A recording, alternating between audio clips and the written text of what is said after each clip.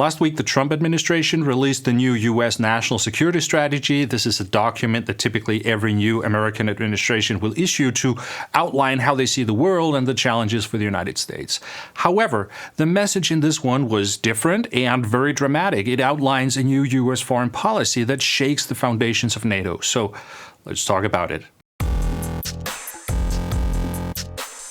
This national security strategy is special for several reasons. First, there is the form.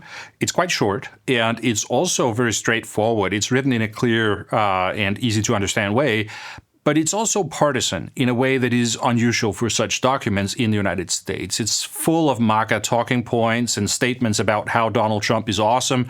It also includes a lot of criticism of the Biden administration. And this is unusual because typically a national security strategy is crafted in a way that gives the impression of having the nation at the center and not the current president. But secondly, there is the message. Quite frankly, it represents a revolution in the way the U.S. government views the role of the United States in the world and its strategic priorities. It breaks with basic principles that have guided American foreign policy since at least the Second World War. In many ways, it's a very honest document. It outlines how MAGA sees national security and the role of the United States in the world, and it does so without sugarcoating anything. If you followed American politics over the last year, many of these things might not be totally surprising. When you've seen how Donald Trump has acted on the world stage, you could sort of infer some of these things, but now it's clearly documented. And that's interesting, and in a sense, it's liberating because, for example, in Europe, there are many people who have been eager to cling to the idea of the United States as it used to be, as the ally that we could always trust, even though there might be disagreements among us, we could still trust the United States. But now, with this clearly outlined national security strategy, it's really hard for European countries to keep making excuses on behalf of Donald Trump. It's written clearly that he does not see Europe as allies or trusted partners, but rather as perhaps the biggest enemy of the United States on the world stage, and that it is official U.S. policy to work toward regime change in European countries and to weaken or even destroy the European Union. That is the kind of level we are on in this document. So what does MAGA security politics actually look like? They outline several priorities. The first is that, according to them, the era of mass migration is over. So there is something about migration there. And therefore, we need to close the borders and to limit the flows of people. Another priority is the issue of free speech, which they regard as very important. And the way to understand this, I think, is that it's mostly a question about moderation on social media and that they don't like that. They see that as something that limits free speech. Another priority is the issue of burden sharing with allies. They are frustrated with allies that they feel are free-riding and taking advantage of the United States by not paying enough for defense. And it's also a priority to gain control of supply chains and manufacturing for all the things that are necessary for the United States so that they're not depending on foreign powers. And they see tariffs as a way to ensure that they can rebuild an industrial base at home by incentivizing companies to establish production lines in the United States. So those are some of the principles that they outline. And then they go through different regions and they explain how they view those regions and the interests of the United States in those regions. And the biggest geographical priority is given to what they call the Western Hemisphere. And I think we should, in broad terms, understand that as meaning North and South America, including Greenland. And here they want to return to what's called the Monroe Doctrine, which essentially states that North and South America are what we can call a sphere of influence of the United States, where they have a privileged position. All overseas powers, that's powers not from North or South America, they really need to be kept away. They have nothing to do there. So they want to use a variety of tools, including both cooperation and coercion, towards other countries in the Western Hemisphere to ensure that they can achieve their goals. And there will also be a significant change in the force posture of the United States. So the military will focus more on North and South America instead of other regions in the world. Asia and China are described mostly as economic challenges, with the biggest problem being how to achieve a more balanced sort of trade relationship and limit the deficit.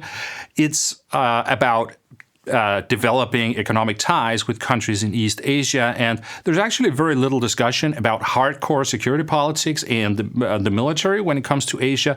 They do mention Taiwan and the South China Sea, but the most significant development in terms of East Asia and security politics is actually that there seems to be a greater focus on burden sharing and the fact that they are dissatisfied with Japan and South Korea. There are also some passages about the Middle East and Africa. The most interesting point about that is perhaps what it says about what America will not do, which is to promote democracy and liberal values. This is seen as an internal issue for those countries, and it's not something that the United States should engage in. On the contrary, the United States is happy to do business and develop trade relations with these countries as they are. So you might be wondering what the strategy says about Russia as a threat or a strategic competitor to the United States. It doesn't say anything. Russia is not mentioned in that context at all. It is mentioned a bit in the discussion about Europe and the U.S. role in brokering a peace deal in Ukraine, but nothing is said about Russia as a challenge or a potential enemy of the United States. So if we look at this document in terms of great power competition, then Russia is not described as a challenge at all. And China is primarily discussed as an economic challenge and in terms of trade politics. And that leads us to Europe, which is where we find America's true foreign policy challenge and potential enemy. The part about Europe is titled Promoting European Greatness. It describes how the Trump administration sees it as its task to correct the course in Europe and bring the continent back onto a path that can restore past greatness. The strategy describes how the real problem with Europe is not just military spending or insufficient military spending or economic stagnation, but also the prospect of civilizational erasure. The issues Europe faces are largely caused by activities of the European Union and other transnational bodies that undermine the liberty and the sovereignty of countries. And they also point to things such as migration policies, democratic problems in Europe, censorship of free speech, and the suppression of political opposition. All these are issues that are really troublesome for Europe, and it leads to the loss of national identities in European countries and the lack of self-confidence. And if Europe does not change course, then according to the U.S. government, the continent will be unrecognizable in 20 years or maybe even less. And this means that many European countries may not have the economic, the militaries that they need to remain reliable allies of the United States. So the strategy expresses the view that Europe is important to the United States, but also a deep concern of the direction of Europe. So there is this kind of burning platform message in this that makes it necessary for the United States to do something to avoid the civilizational and democratic disaster that is unfolding in Europe.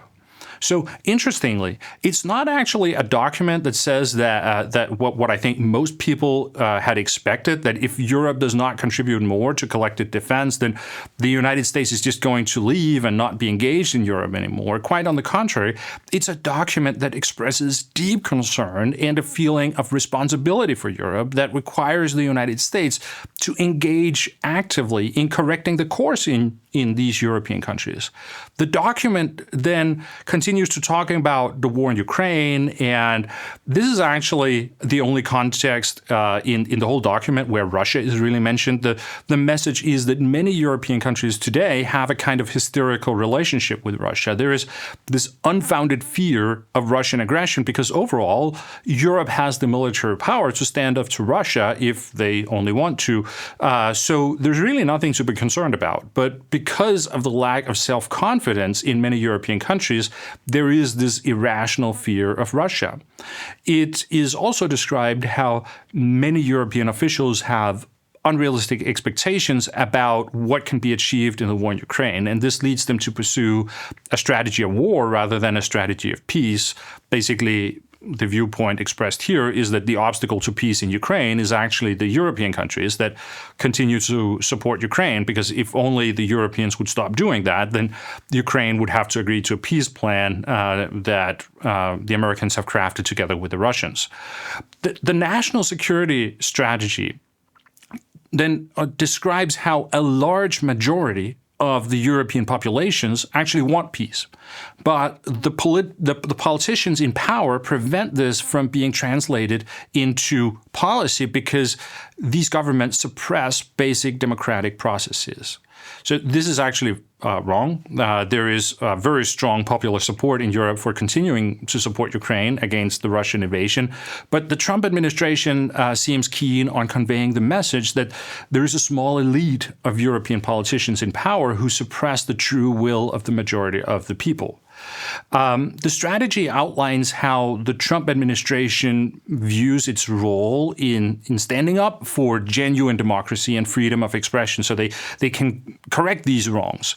And I think this should be understood to mean that basically there can be no rules or laws about moderation on social media, and essentially Elon Musk and Mark Zuckerberg should just have free reign to do whatever they want. And then the strategy goes on to say that they see their role is to cultivate resistance to Europe's current trajectory within European nations. So this means, in essence, that the Trump administration is going to use the levers they have to support far-right movements in Europe. In other words, the United States sees it as a strategic priority in order to save the transatlantic relationship, that MAGA movements come to power in Europe. And they intend to use the means that they have to support such movements in the fight against the current centrist governments. So these are some very dramatic statements that have raised deep questions about whether there is any foundation for NATO to function going forward if the United States sees it as a strategic priority to undermine the governments of other NATO countries and European institutions such as the EU.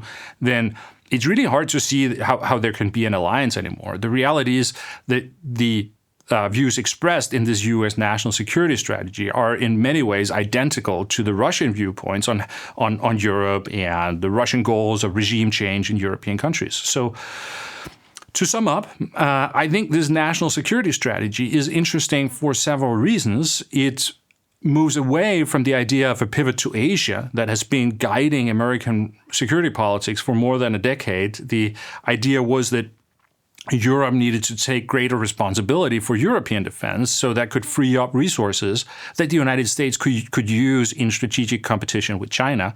This does not seem to be the case anymore. If anything, there is now a pivot to America with a greater focus on North and South America.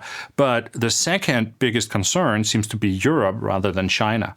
And secondly, I think it's hard not to see parallels in how Putin has ideas about great powers having spheres of influence over smaller states that they consider to be within their orbit. And in Russia's case, that is a sphere of influence in Eastern Europe. But it appears that the Trump administration has sort of similar ideas about an American sphere of influence in Western Europe, where they believe it's their role to oversee European politics and to correct the course if the Europeans get out of line. So there is no decline in interest from the United States in Europe. Quite the contrary. It's an issue that they clearly are passionate about. Europe means a lot to them.